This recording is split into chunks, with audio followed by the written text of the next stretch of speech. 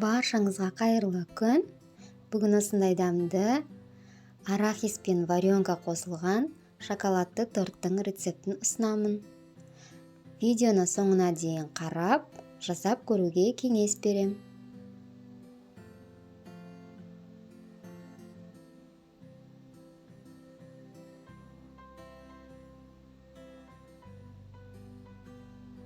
Міне осындай болып шығады. Өте дәмді. Корждарын дайындауға алдымен сұйық майға шоколадты қосып ертіп аламыз. Және де жұмыртқаға шым тұзбен қантты қосып аппақ болғанша миксерлейміз. Міне осындай аппақ болады. Сол кезде жаңағы еріген шоколад пен сұйық майды қосып тағы бір миксерлеп аламыз.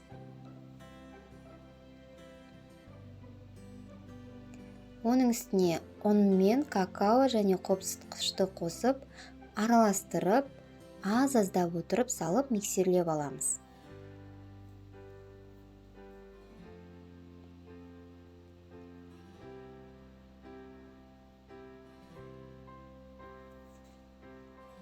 Міне қамырымыз дайын. Мен корждарды екі бөліп пісіріп алдым. Біреуіне көптеу салдым, оны екіге бөлем дедім. Және екіншісін бір коржды пісіріп аламыз. Осылай сілкіп бір тегістеп салу қажет.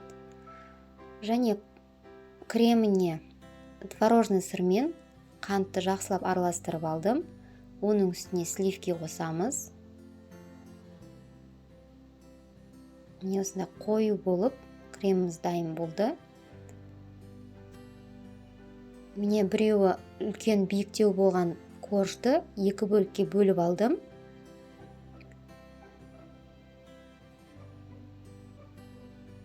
Міне 3 корж шықты. Осылай кольцо кигізсеңіздер де болады. Жоқ болса, әшейін жасай беруге де болады. Шет-шетіне кремін жағып, ортасына варенка құйдым. Және варенканың үстіне арахис сеуіп шығамыз. Осылай 3 қатарында жасап, үстінен басып корждарды орналастырамыз.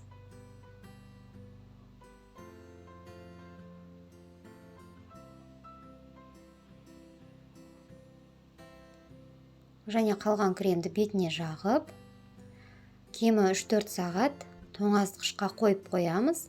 Кремі сіңгенше мен түнде жасап азанда алдым.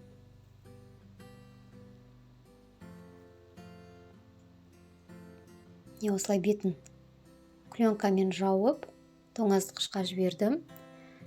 Және үстіне жағуға сливкиді миксерлеп, оның үстіне варенка қосып,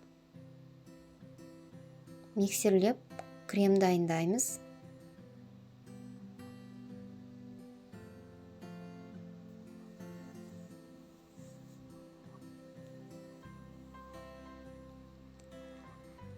Кольцодан абайлап аламыз да тортымыздың шет-шетіне жаңағы кремді жағып түзулеп шығамыз.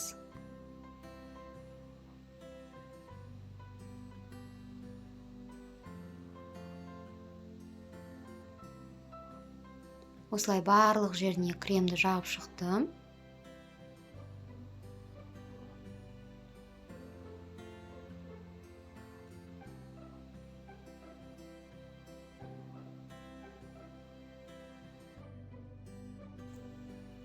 Және қалған кремге бір қасық какао қосып, осындай шоколадты крем жасадым.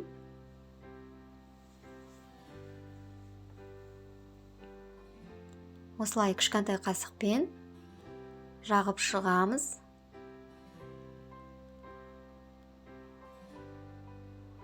Бетіне де осылай жағып шықтым. Өз қалауларыңызша жасай берсеңіздер болады.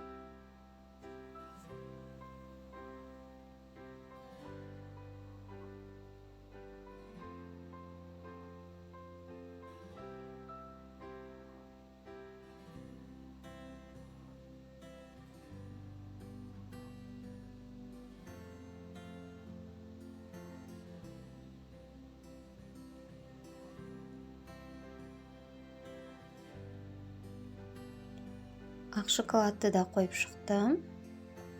Қалауларыңызша үйде бар нәрселермен әсемдей беруге де болады.